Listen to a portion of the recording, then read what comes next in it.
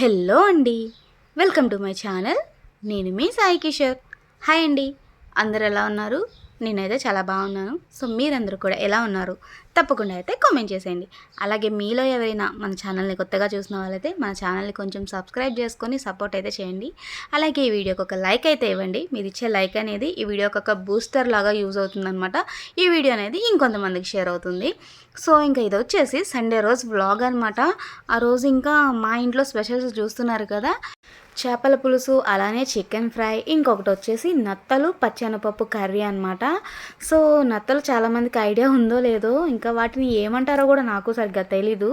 So నత్తలు and పచ్చిశనగపప్పు curry మా వదిన అయితే చాలా బాగా వండుతుంది. సో యాక్చువల్గా నేను ఇది థర్డ్ టైం అనుకుంటా తినడం. సో 2 సార్లు కూడా తనే ఉంది. అంటే మా ఇంట్లో ఇంకా ఎవరికి కూడా అవి వండడం కానివ్వండి, చేయడం కానీ ఎవరికి రాదు. సో ఆ కర్రీ వండాలంటే మా వదినే అనమాట. ఇంకా చూస్తున్నారు కదా, ఇవన్నీ క్లీన్ చేసేసి చక్కగా బాయిల్ చేసేసింది అనమాట. సో ఇది కర్రీ టేస్ట్ ఎలా ఉంటుందంటే, మనకి మష్రూమ్ కర్రీ ఉంటుంది కదా, సో సేమ్ పుట్టగొడుగులు అంటారు, సో సేమ్ అలానే ఉంటుంది టేస్ట్ మాత్రం.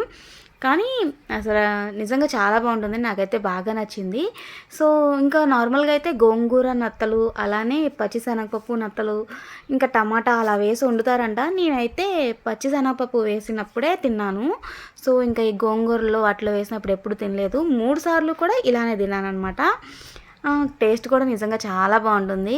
సో అందుకని ఈ కర్రీ ఒకవేళ వండుకొని వాళ్ళు ఎవరైనా ఉంటే సో ఒకసారి ఏమైనా ట్రై చేస్తారేమో అన్నట్టుగా నేనైతే చిన్నగా వీడియో అయితే తీసానమాట. సో ఇంకా ఇది వచ్చేసి ఏం లేదండి, చాలా సింపుల్గానే అయిపోతుంది. అండ్ చికెన్ కర్రీ లాగే అనమాట. కాకపోతే ఎక్కువ స్పైసెస్ ఏమీ అవసరం లేదు, కొంచెం తక్కువగా వేసుకుంటే సరిపోతుంది. కాకపోతే ముందు మనం నత్తలు బాగా క్లీన్ చేసుకోవాలి. సో అదంతా కూడా నేను వీడియో తీయడానికి అవ్వలేదు. అంటే నార్మల్గా చేంజ్కి రావడం బయటే, మా వారు చేంజ్కి వచ్చేసారు కానీ సో అదంతా క్లీన్ చేసేటప్పుడు చాలా ప్రాసెస్ ఉంటుందంట. సో మా వదిన అదే చెప్తున్నారు. కాకపోతే ఇంకా అదంతా చేయడం అయితే తీయలేదన్నమాట వీడియో. ఇంకా ఇక్కడ ఏంటంటే అవి బాగా క్లీన్ చేసుకొని చక్కగా హాట్ వాటర్లో బాయిల్ చేసేసుకోవాలన్నమాట. సో బాయిల్ అయిపోయిన తర్వాత మీకు ఇందాక చూపించాను కదా, అలా ఉంటాయి.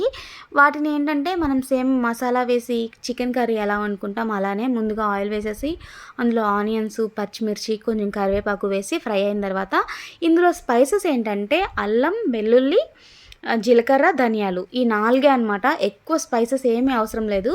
ఈ 4 కలిపి కొంచెం పేస్ట్ లాగా ప్రిపేర్ చేసుకొని సో ఆనియన్స్ ఫ్రై అయిన తర్వాత అందులో యాడ్ చేసేసి అది కూడా చక్కగా ఫ్రై అయిపోయిన తర్వాత అందులోనే ముందుగా మనం క్లీన్ చేసుకొని బాయిల్ చేసుకున్నాం కదా నత్తలు, అవి కూడా వేసేసుకొని ఒక 15 మినిట్స్ పాటు చక్కగా ఫ్రై చేసేసుకోవాలి.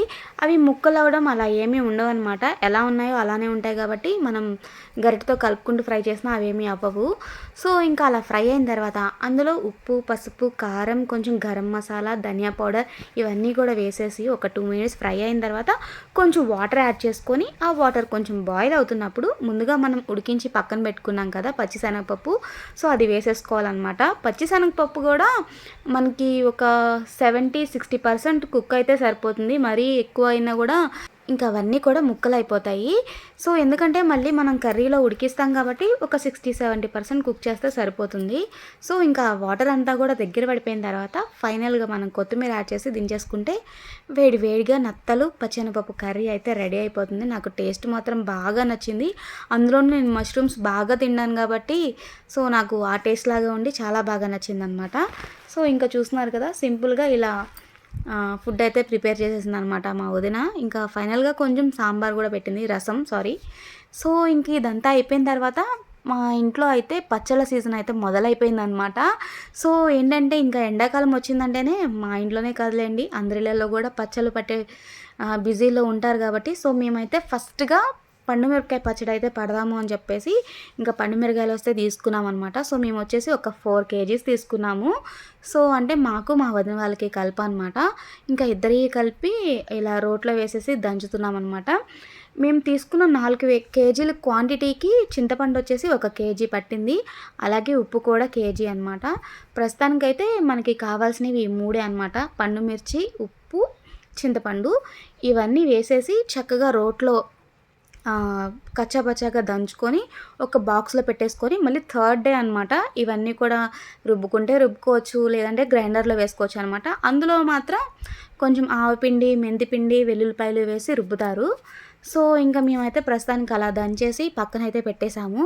ఇంకా ఈవినింగ్ టైంలో బయటికి వెళ్దాము అని చెప్పేసి వచ్చాము.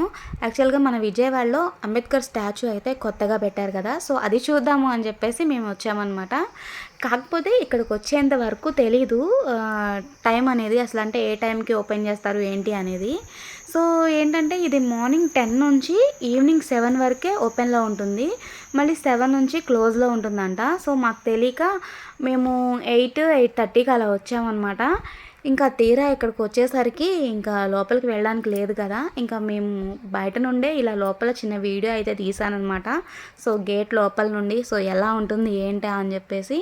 సో ఈసారి అయితే చూడాలి, ఓపెన్లో ఉన్నప్పుడు వెళ్ళాలన్నమాట. అంటే మరి ఎందుకనో అంటే ఇంకా కొంచెం అక్కడ పనులు అవి జరుగుతున్నాయి అంటున్నారు. సో అందువల్ల ఏమైనా క్లోజ్లో ఉంచుతున్నారేమో. 7 నుంచి అయితే నైట్ క్లోజ్లోనే ఉంటుంది. సో ఎవరైనా వెళ్ళే వాళ్ళు ఉంటే నార్మల్గా తొందరగా వెళ్ళడానికి అయితే ట్రై చేయండి. మార్నింగ్ 10 నుండి అయితే ఓపెన్లోనే ఉంటుంది, ఈవినింగ్ 7 వరకు. కాకపోతే ఏంటంటే ఎక్కువ ఈవినింగ్ టైంలో వెళ్తూ ఉంటాం కాబట్టి సో ఇంకా కొంచెం ఎర్లీగా వెళ్ళాలన్నమాట. ఇంకా ఈసారి మేమైతే అలా వెళ్ళాలి. సో అంటే లోపల చిన్న మ్యూజియం కూడా ఉంది అంటున్నారు, సో అదంతా కూడా చూడాలి. సో ప్రస్తుతానికైతే ఇలా బయట నుండి చూస్తున్నాం అనమాట.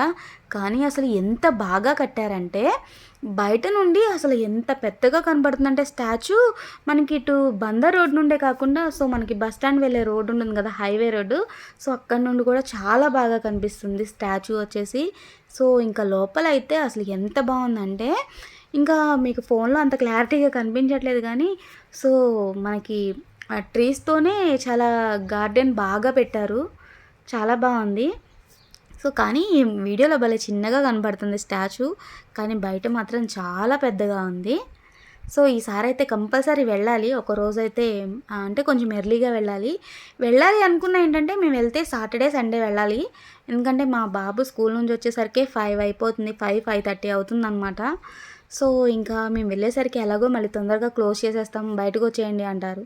సో అందుకని ఇదంతా కాదు కానీ సాటర్డే కానీ సండే కానీ మళ్ళీ వెళ్ళాలి.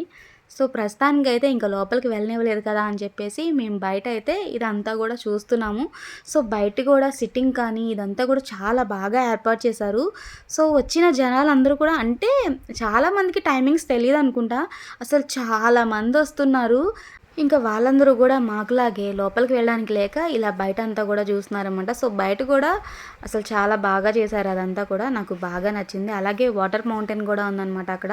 సో చూస్తున్నారు కదా, ఇంకా ఇక్కడ కాసేపు మా బుడ్డోడితో అయితే ఎంజాయ్ చేశాము. సో ఇంకా ఈ సండే అయితే ఇలా గడిచిపోయిందనమాట. మీరేం చేశారో నాకైతే కామెంట్ చేసేయండి. అలాగే ఈ వీడియోకి ఒక లైక్ అయితే ఇవ్వండి, మన ఛానల్ని సబ్స్క్రైబ్ చేసుకొని కొంచెం సపోర్ట్ అయితే చేయండి. మళ్ళీ ఒక మంచి వీడియోతో కలుద్దాం. ఉంటాను మరి, బాయ్.